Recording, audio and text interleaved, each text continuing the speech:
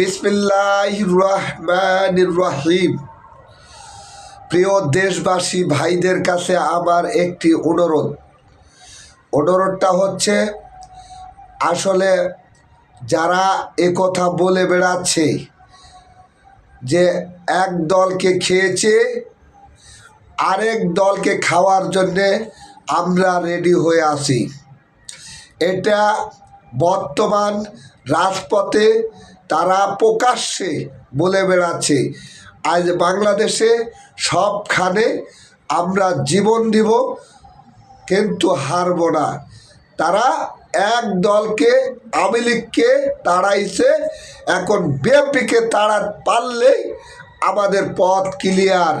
এখন আল্লাহ রাসূলের নামে ভর করে ওরা জীবন দিয়ে হলো এই রাষ্ট্র তারা দখল করে নিতে চায়, এরকম কথা এখন আমরা স্পষ্ট আকারে বুঝে গেছি।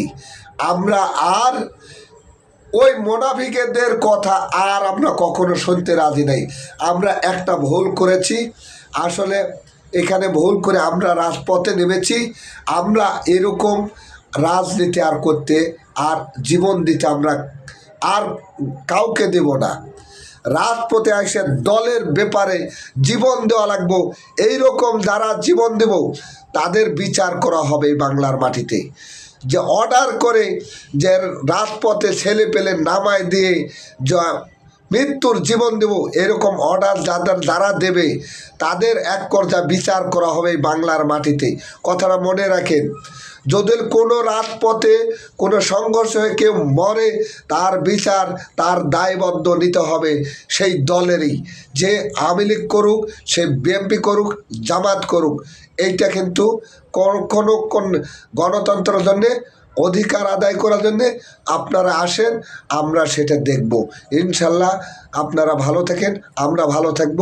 আমরা অনেক ভিডিও করি, আমরা অনেক মিডিয়াতে সম্প্রচার করে থাকি। যখন যে সময় আসে তখন সেই সময় আমরা সমালোচনা করি। এতে আপনারা মাইন্ড করলেও আমাদের কিছু আসে না, না করলেও আমাদের কিছু আসে না। এইটা আপনারা মনে রাখবেন। যারা এগুলো বলে বেড়ায়, মিডিয়াতে অনেক ধরনের কথা বলছে, তারা আসলে তারা ধর্ম এবং ধর্মের নাম করে অপপ্রচার করা, এটা আসলে ধর্মের গিফত গাওয়া, ধর্মকে অপমান করা, এটা কখন আমরা এই বাংলাদেশের মানুষ মেনে নিতে পারে না, মুসলিম সমাজ মেনে নিতে পারে না। যারা মুসলমানের কথা বলে, ইসলামের কথা বলে, যারা মজলিসে